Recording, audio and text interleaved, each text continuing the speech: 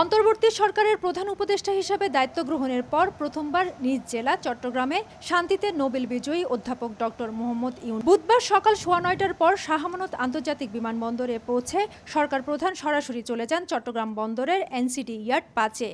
এই সময় তার সঙ্গে ছিলেন নৌ, ধর্ম, মুক্তিযোদ্ধা, শিক্ষা ও স্বাস্থ্য উপদেষ্টা।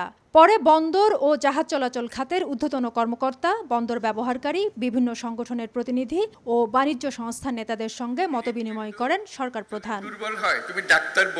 এই সময় চট্টগ্রাম বন্দরকে দেশের অর্থনীতির হৃৎপিণ্ড উল্লেখ করে প্রধান উপদেষ্টা বলেন, এর সঙ্গে সংযোগ তৈরি করতে হবে প্রতিবেশী দেশগুলোকেও।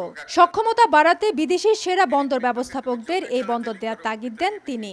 এই পথ খুলে দিলে বাংলাদেশের অর্থনীতির পথ খোলে, এই পথ না খুললে বাংলাদেশের অর্থনীতি যতই লাফালাফি তত ঝাপাঝাপি করো, কিছু হবে না। তো আমি একজনকে বোঝাচ্ছিলাম যে এটা কেন আমি এরকম মনে করছি। আমি বললাম চট্টগ্রাম বন্দরটা হলো বাংলাদেশের অর্থনীতির হৃৎপিণ্ড। এটা শুধু হৃৎপিণ্ড বাংলাদেশের জন্য না, আশেপাশের দেশগুলোর সঙ্গে সংযুক্ত। মাঝে মাঝে প্রশ্ন শুনি যে বিদেশিকে দিয়ে দেওয়া হচ্ছে, এই হৃৎপিণ্ডের চিকিৎসার দরকার, তাহলে বিদেশি ডাক্তার আনতে হবে তো, উপায় নাই আমাদেরকে সবচেয়ে সেরা চিকিৎসক এটার পেছনে দিতে হবে, যাতে এই হৃৎপিণ্ড বিরাট আকারে আমাদের বানিয়ে দিতে পারে, কোনো রকম সমস্যা যেন আমাদের না হয়।